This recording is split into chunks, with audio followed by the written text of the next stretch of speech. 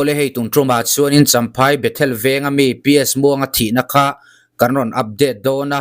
PS muanga chungchang kanron da to na video comment section lama khanin youtuber te hian ngatinge anchung te engemo chanchin in zolova income velo tual thattu apu te hi in lawem ni tia zona le comment na tam khopa akanan soidu chu PS muanga chung te hi kom te po chu atha kan tia kom te po kan duwa amaro chu hei chiat to kan niya mi an ril runat laya lo zu kom ang chi hi tha kan tilituk lova baga thule hla hi an nei lo ve do boka engemo soidu poimo an la nei te ni chon kan ron la ti chuak tura ngaila PS muanga thina hi mizoram adeng chuaka ti chuan in Bethel Veng Village Council YMA MHEP MUP te chuan in joint press release si an ron nei tarup maya FB lama khanin PS muanga thina mo phurtua pu te thala khati khanin ron viral chiam towa ti chuan in hei joint press release Bethel Veng champhai na an nei hi kanan cheer photange de ni somni pakwa mar sang hi somni panga inrin ni zana champhai Bethel Veng tlangwal pausian muanga PS muanga misual rual kutura athina chungchanga hian Bethel Veng mi puiteril ru ana takzeta he tual thina in nam noite o hetla hian in an ming lean veng anron tar langan thalakit hian han da lang taila tichuanin kan chhir chhun zom zelang he tual thina in nam noi mi pakwa te hi danin ana theyang bera hremna pengei turin kan phut tlatani doi zep taka in sualron hi champhai Bethel Veng khotlang chuan kan dem takzeta kan rama hetiang thil hi thlengnon to lo se kan du takzeta ni tin hetiang thil hi a thlennon to lo na ro rena dikmu kan phut tlatani PS muanga tual thina chungchanga hian ro rena dik kan mu ngei theinan Bethel Veng mi puite kan tlang zel dona thu dikhai chu ani ngei theinan atop thlengin kan tang zel don ani he tual thina thleng chungchanga champhai police te malakna fakom kan ti in kan chuang le MZP headquarter champhai malakna zonga lom om kan ti takzetani ade thindi thum April sang isom ni panga aniya tla hianin lal sang lura zote President Village Council Court Bethel champhai ming asaina ming than sang President Young Mizo Association Bethel branch champhai in a sign boka ti chuanin lalhlim thangi khiang te President MHEP in minga saina R Vanal Vuana President MUP Bethel branch in minga sign boka hey Bethel Veng hi veng tang rual tak anni ni te po in alanga engpon isela mai polam hian in hey thu tharanon update vele kanan cheer velenge champhai Bethel VC letlo mai pol te chuan an veng mi le sa PS muanga tual thi chungchanga amo phurtu mi pakwa te chu an phu tok hremna pek nge an phut voin khan champhai Bethel Veng VC YMA MUP le MHEP te chuan thu chua in trom siamin PS muanga misual kutuara athina chungchanga an rilru ana hleti soin e tual thina in nam noya pu mi pakwa te chu dananga ana theyang bera hremna pek nge an phut thu an soya he thina chungchanga hian ro rel na dik an bu ngei theinan Bethel Veng mi puite an tang zel don ti soin thu dikhai chu an ingei theina turin atop thlenga an tranzel tur thu an soibok MZP headquarter champhai po in PS muanga thina chungchanga mo phurtu te chu danang taka an phu tok hremna an mu nge an phut thu thu chu siamin an tar lang ve boka PS muanga thi dan tik tak khriat chu nge an be sei thu an soibok tichuni he an mingi an ron ziak chuak ta veka he thalaka hian chian em awangin kan chianon to lo maianga ti hianin kanan chiar chun zom lenge tarlan to angin mars ni somni pakwa sang ni somni panga inrin ni zan khan PS muanga kum somni pariat mi champhai Bethel Veng chu changphut fil pavilion atang atla damdo in pan puyani line a liam tur lovin athia e thina thleng chungchanga hian in sual rona athleng nge ni a hriat ania PS muanga nu chu ana fapathi na thleng chungchanga hian thilfel tok lawa omni a hria in champhai police station a FIR theluta inrin zan hian he thina thleng chungchanga amo phurtua pu mi pakwa te chu champhai police station a tual tha thu boi siam sak anni aron tia hey PS muanga thina chungchanga hian mi pakwa an man towa engpon isela Bethel Veng VCP kan biang biak na hi kan ngai thaphodanga tisoni na topa kan soi ho le don nia ole hello hello. Pusang te si baile. Si baile. Hey, tan soi ta topanga PS muanga thina hian Mizoram ti hian adeng chuaka mi tam tak thin riman omatin mi tam takin poi khoi tu te chuti khatian mel te kan mudu ti pol te pon omati khanin poi khoi tu nia pu te khan mel zanin lama Mizoram ati khan an thala ka viral ta ti chunin hei Bethel NGO kan ti meidon ge VLC le NGO te khan in thu chua in trom in ron nei ta in thu chua in trom a hianin hei poi khoi tu mo pu mi pakua lai ti hianin an ming le an veng in ron tar lang ta hi engtin ge VC le NGO hian engtia kalpui zel nge in tum kalpui zel tum tia chuti chuan kan tiang ti kha soilok har khop maya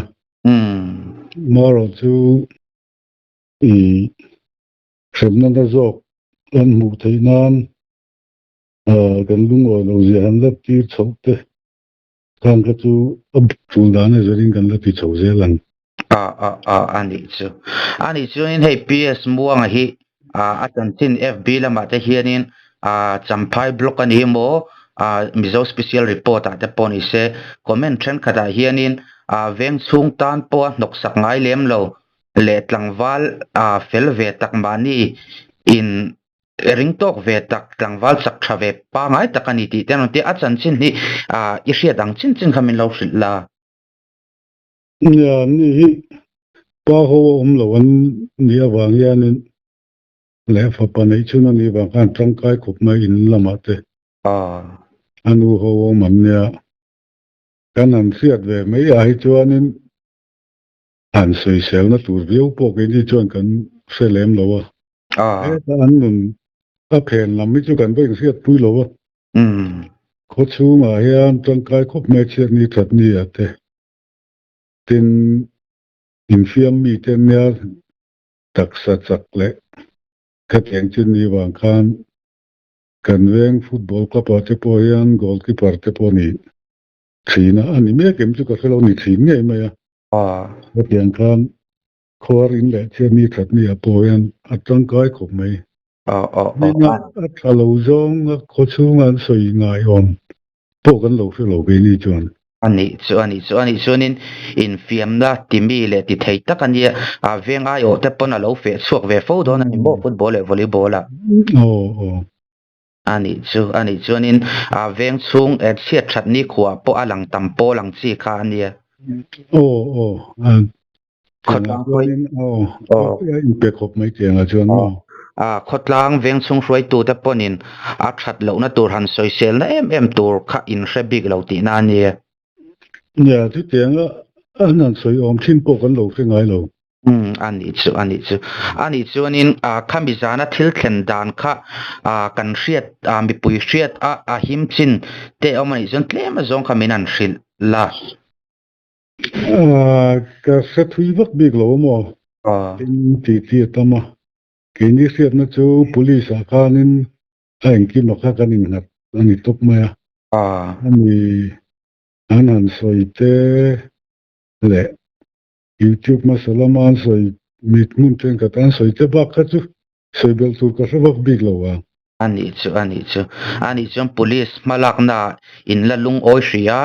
tichuanin MZP lampo khanin champhai headquarter lam khanin thuchua an nei ve boka yan in tho ho na ka atha viau hri ti na ni mo police lam hi ni tin kan kala police station ate kan ngai changa an felin an thokrim khop maya athen pe chu klaiwa thak renga yan tak chon an active an thok tra kan lom le me police chunga po champhai police chunga te po chenem je ti lam po hi an sincere khop mai he thil hi ti tak kan ron tum zel ponin ka ria an kan thoko ta khop mai chunga an pani police le mz pi chunga khotlang po kan lom khop mai ani chu tichuanin hei in khotlang in veng hi in tangrual viau ni in hei Mizoram mi pui te chuan ti hian kan lo hreta ya in thuchua OMA MHEP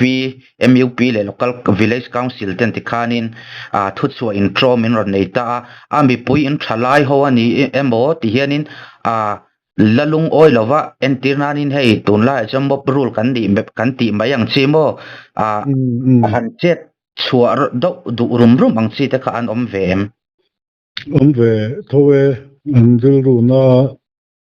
ni anh đưa luôn nó chân đời ni làm chú mal in be ai chuan tu na mi te hian in an le thei tu ra hian ngai lo ho khoi ni a riat na kha an len de ma wangin chu kan chalai te poi an lu na wan jan le ya za tel don an pun khom te pom thowa maro chu kan vengi min zo na kan WMA MHPMU PVC kan in turul thae me ya kan khotlang foi tu ten atok to nan ti chuan kan tlangwal te point chuan oi thiama ni sen ya asat na so sang de le asat na boy sak de kan tong lo kan thalai te chunga po yan an do theina te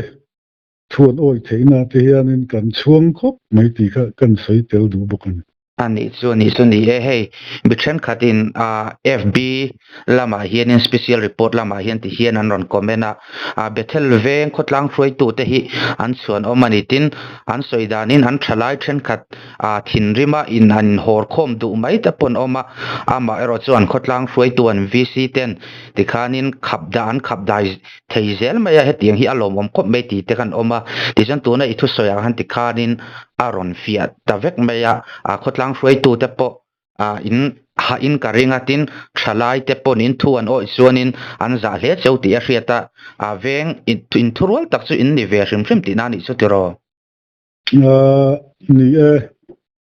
kang NGO dang chanen po police station aya in thurwalin kan kalthap thap zela tu ma ga in phatsan lo tar de po ni se ni lengin ankal ve tang zela ni ani chu ti hianin ro rel na dikhi alang turangai taira ti hianin tunami police lama station lama in kala in chin hria dana tuna rin hlel apu mi pakua te hi police lamin an man vek to nge engtia malak zel tur nge police lam malak zel nen tum police ko tan om vek to ti ka chuan engtinge ni police and press release in la siam chia lo ning kan sia o hin siam to in kan ringa chimin wa chuan an thukal zel te kan ngai ban zui zel an chu ani chu ni police samphai police lam po tikhanin an thorim zia iron soya an fak oma chuanin police lam press release an neyanga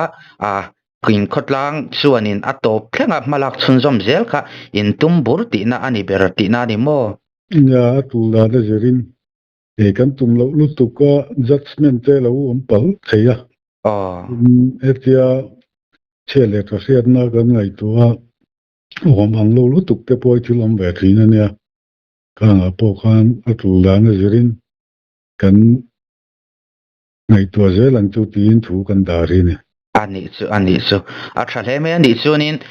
PS muanga hi panei lo an nia anu hawa meitha yan nia enge an nu te a unaute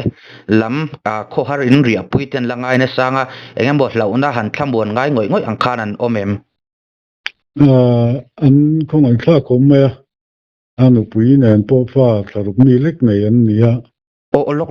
tuna khanin tuna hianin anu puinen fa tharuk mi an nei mek ti na ni mo ni chu an khong ai kha khop mai han thap phana mo han hlau veng da ang chi kha an ma ni an nei ve na sa ti na ni mo chulam ta ka chu ga ten zong che khan ka lo ngai ben pui che lo an ril ru hai nan chi ai le ti chu tu bin te po kan ina non leng zo kan ma ni te po yang khan ko tlang chunga anin nat na sare ni ani chu nin PS mo nga chu an sung ko bar zong to ber ani veti na ni mo an fel an rengan sung ko anu yan dor te siama u te po yan ti an ti ho ve dal ani an ma ni phak to ka อันนี้สุดที่ส่วนนี้อันมีปอมสุนอันนี้งานอันทำบนปุยเวเบอร์ขัดเฮียนอาโลบอรัลลันที่ทำไอเสียอันสันตูร์ซูอันคงไอ้ทักอมเวเลโดนันนี้ซูโอ้ยังปนิสิละที่ขานินยังบ่หันสอยดูเรียวบ่อีละนี่จะมีนันสอยสักเลยละอินขดลางอินเชียดโตนะจงจางJa, hemi atang hian mizo te hian zirtur kan nei leng ka sia atul huna in beng dai thei hi huai sen na tho ni ti te hi ei kan thalai te ten kan mu tun tuma lo mom ka ti le ma rit lui te